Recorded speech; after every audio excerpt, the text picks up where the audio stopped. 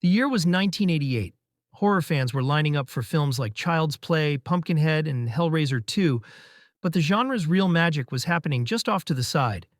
Beneath the headlines and the box office charts, a whole wave of films was pushing the boundaries of what horror could look like, feel like, and say. This was the year where cults, masked killers, and grotesque creatures collided with surreal dreamscapes and hallucinatory visions. Directors experimented with style and story, giving us films that might not have topped the rental charts, but left behind images and ideas that still haunt. Tonight, we're diving back into 1988 to explore 10 overlooked horror movies that prove the genre's most fascinating treasures are often the ones waiting just beyond the spotlight. Brain Damage, 1988. On the grimy streets of late 80s New York, a young man named Brian wakes up one morning with a problem he never expected. A parasite has taken up residence in his body. Not just any parasite, but Elmer, a sleek, leech-like creature with a sly voice and a hunger for brains. In exchange for feeding it fresh victims, Elmer rewards Brian with euphoric, hallucinatory trips that quickly spiral into addiction. What makes Brain Damage unforgettable is its brazen mix of street-level grit, psychedelic imagery, and grotesque body horror. Director Frank Henenlotter, known for Basket Case, takes things further here, blending the seediness of the city with mind-bending visuals. Brian's drug-like highs are shown in kaleidoscopic bursts of color, while his lows leave him writhing in withdrawal. A clear, if twisted, commentary on the era's battles with addiction. The kills are as outrageous as they are unsettling. Victims are lured in by Brian's haze of dependence, only to fall prey to Elmer's grotesque feeding. The infamous brain-draining sequences are a showcase of practical effects, managing to be equal parts disturbing and darkly funny. One sequence in a nightclub bathroom still shocks decades later, cementing the film's cult reputation. Yet beneath the sleaze and slime, Brain Damage has something to say. It's a parable of control, temptation, and the ruinous pull of dependency. Elmer isn't just a monster, he's the voice of temptation itself, cool and persuasive, whispering promises that can't possibly be kept. Henenlotter's film walks the line between exploitation and art, coding sharp social critique in neon blood and absurd humor. For fans of VHS-era cult horror, Brain Damage is a trip worth taking, though it's one you'll be glad you can walk away from. Ghost Town, 1988.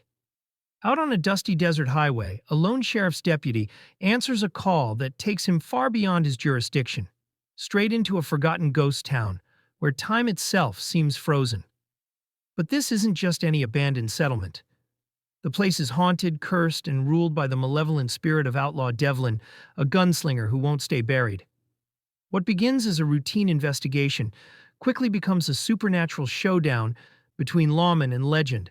Ghost Town stands out as a fusion of two genres rarely mixed so boldly, the gritty western and the atmospheric horror film. Sun-bleached streets, decaying saloons, and creaking gallows provide the backdrop, while eerie winds and sudden apparitions transform the Old West into a nightmare frontier. It's a setting where revolvers clash not just with other guns, but with the forces of the afterlife itself. The visuals lean heavily into surrealism. Sand blowing through empty streets, skeletal townsfolk rising from the grave, and showdowns staged under an ominous red sky.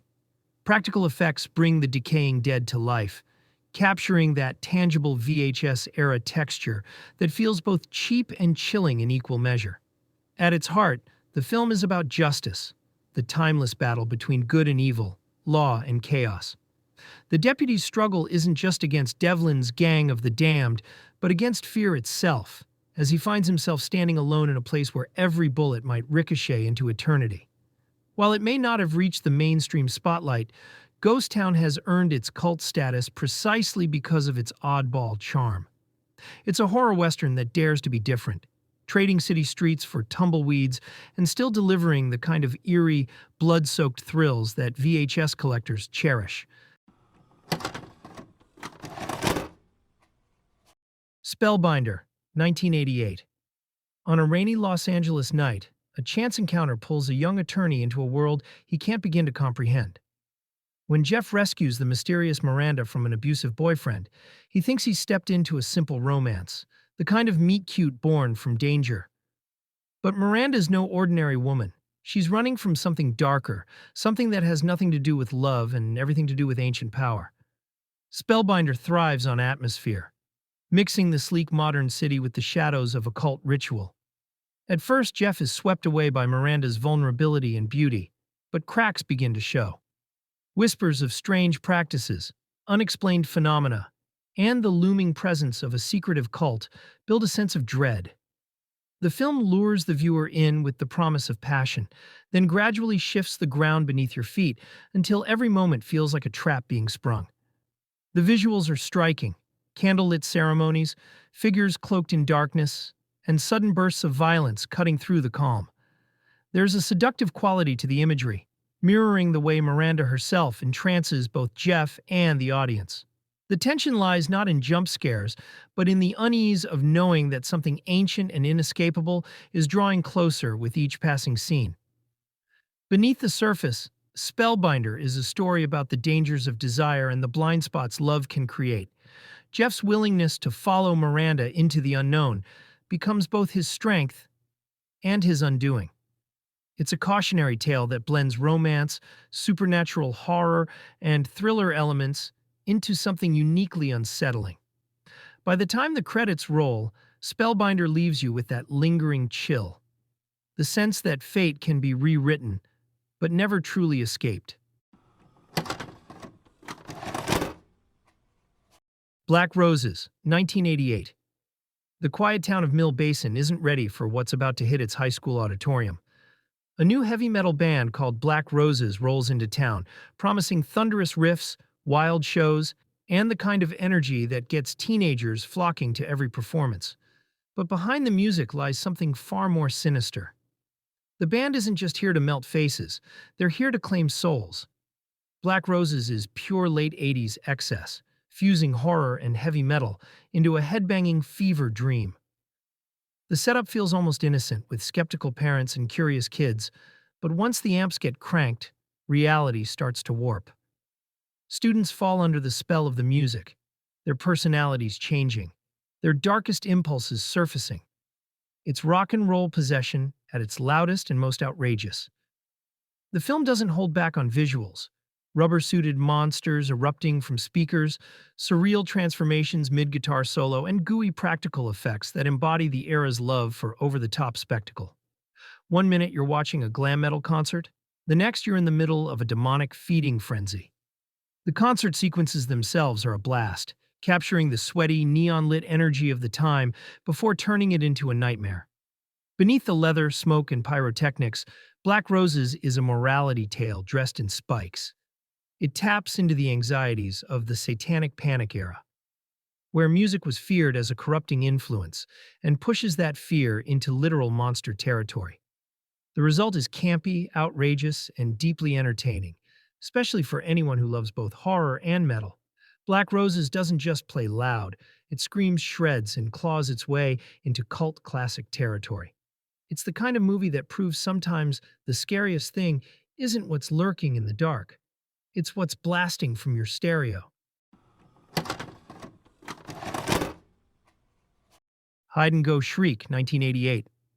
When a group of teenagers decides to celebrate their high school graduation with an after-hours party inside a sprawling furniture store, it seems like harmless fun. Drinks, dares, and even a few forbidden hookups are all on the agenda. But once the lights go out and the doors are locked, the party takes a deadly turn. A killer is stalking the aisles, turning the store's mannequins, mirrors, and showrooms into tools of terror. Hide and Go Shriek takes the slasher formula and gives it a unique setting that's both playful and unnerving.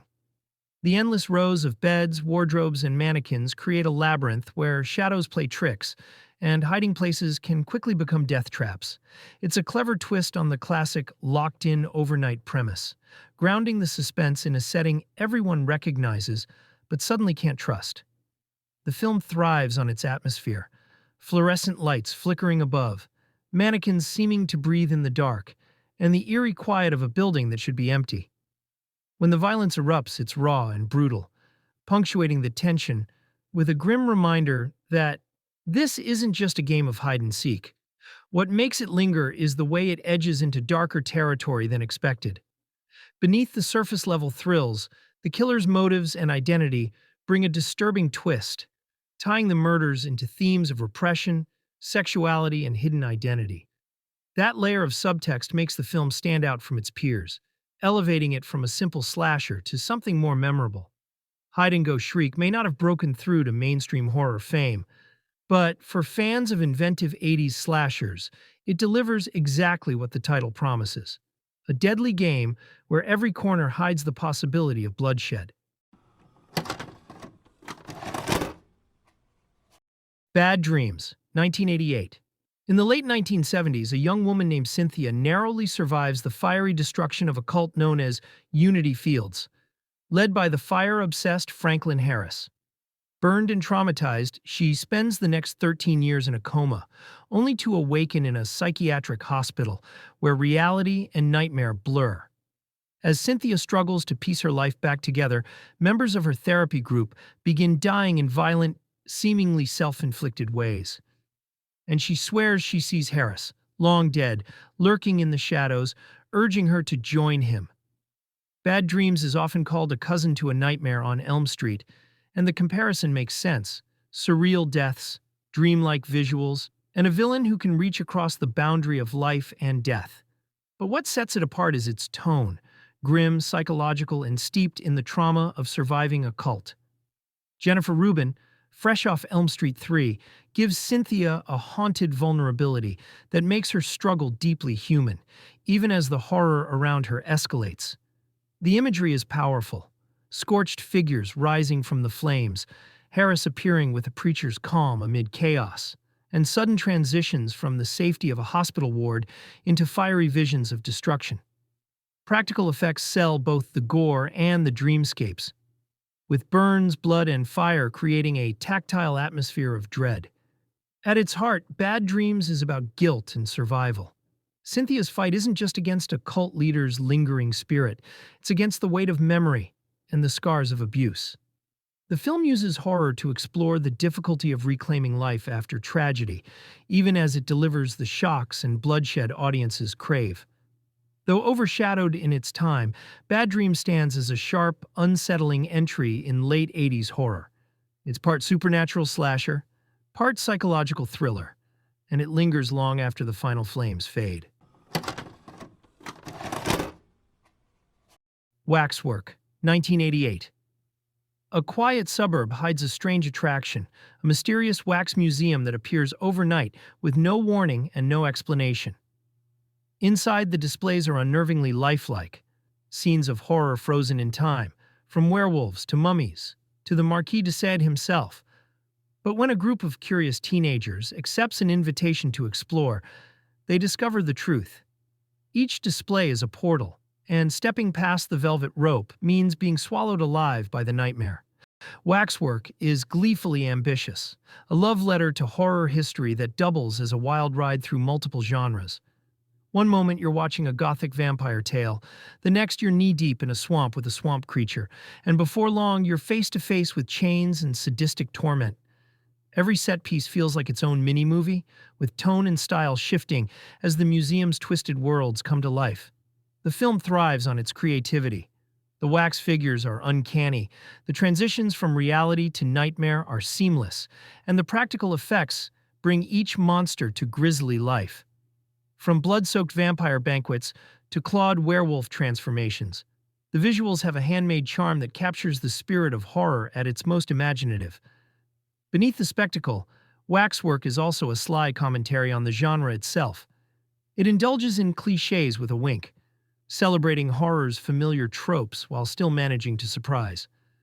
The museum acts as a shrine to our collective fears, a place where the old stories never die. They just wait for new victims to step inside. With its mix of humor, gore, and sheer invention, Waxwork has earned its cult reputation as one of the most playful horror films of the 80s. It's a cinematic haunted house where every room hides a new nightmare, and once you enter, you may never leave.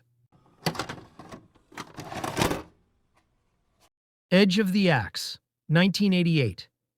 In a sleepy California town, life seems quiet until a string of savage murders begins to carve a bloody path through the community. The killer, hidden behind a stark white mask, wields an axe with cold precision, turning everyday locations into hunting grounds. From lonely highways to isolated cabins, nowhere feels safe as the bodies pile up. Edge of the Axe thrives on its atmosphere of paranoia. Unlike the flashy urban slashers of the time, this one is set against rural stillness, where the silence of pine forests and empty streets makes every sudden strike all the more shocking. The violence is swift and merciless, and the masked figure's blank expression strips away any hint of humanity, leaving only the chilling weight of inevitability. Adding to the intrigue is a web of suspicion and shifting trust. The story weaves in computer technology, rare for its time, with characters exchanging coded messages as they try to untangle the mystery. This blend of old-fashioned stalking terror and futuristic touches gives the film an oddly unique flavor, one that sets it apart from more straightforward slashers. The imagery lingers, an axe blade glinting in the night, white porcelain mask gleaming under fluorescent light, and the unnerving sense that the killer could be anyone. The film's low-budget grit only enhances its menace, making the kills feel raw and unpolished, as if you've stumbled onto something you weren't supposed to see.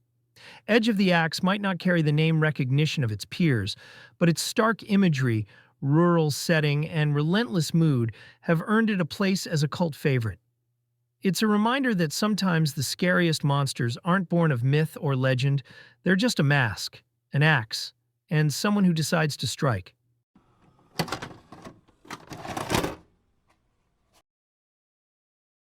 Lair of the White Worm, 1988. On the rolling hills of rural England, an ancient evil slithers just beneath the surface. When an archaeology student unearths a massive snake-like skull, he stumbles onto a legend that refuses to stay buried. The discovery awakens the lingering presence of the Dampton worm, a mythical serpent tied to local folklore, and to the seductive, terrifying Lady Sylvia Marsh. With her fangs, her charm, and her devotion to dark ritual, she embodies the danger of the past bleeding into the present. Lair of the White Worm is the kind of horror that delights in its strangeness. Directed by Ken Russell, the film embraces camp, surrealism, and bold sexuality while never losing its menacing edge. Lady Sylvia, played with wicked glee by Amanda Donohoe, steals the spotlight as a villainess, who is as alluring as she is horrifying.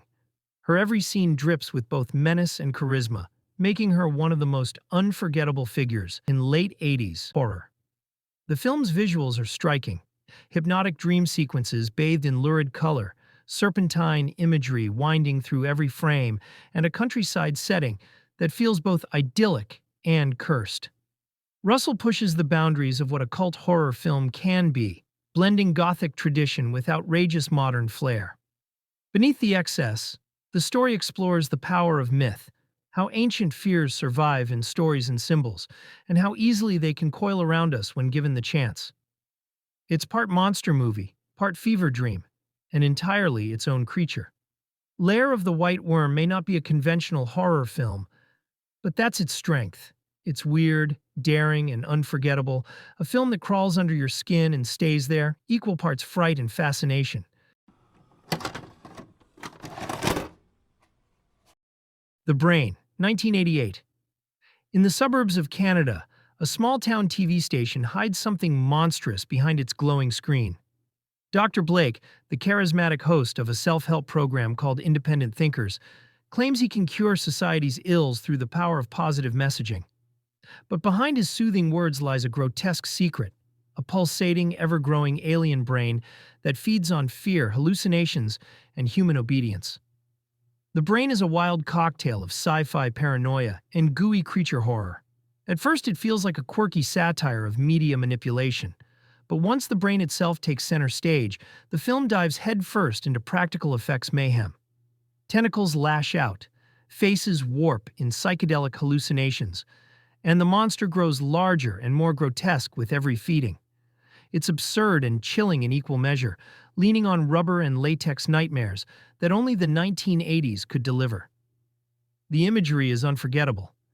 teenagers trapped in warped visions, townsfolk behaving like hypnotized drones, and the brain's throbbing mass looming over it, all like some unholy idol. The film uses these moments to turn television itself into a weapon, suggesting that control doesn't always come from a gun or a knife, but from what flickers in our living rooms. Beyond its schlocky thrills, the brain taps into real anxieties about manipulation, conformity, and the ease with which people surrender their will to a trusted authority. It's a sharp idea wrapped in the skin of a drive-in monster flick, managing to be both entertaining and slyly pointed. Though often overlooked, The Brain has earned cult status for its inventive effects and sheer audacity. It's a film that proves horror doesn't need to make perfect sense to leave a mark. Sometimes all it takes is a giant mind-controlling brain staring you down. And there you have it. 10 reminders that 1988 wasn't just about the films everyone remembers. It was a year when smaller productions dared to be stranger, bolder, and sometimes more disturbing than the big names competing for attention. These are the films that live on through atmosphere, through wild effects, and through the sheer audacity of their ideas. They remind us that horror doesn't always need a huge budget or massive recognition to leave a scar. It just needs the courage to go somewhere unexpected. For even more VHS-era titles, check out our online VHS store at ejectmedia.etsy.com. And remember, always be kind and rewind, because every movie is someone's favorite.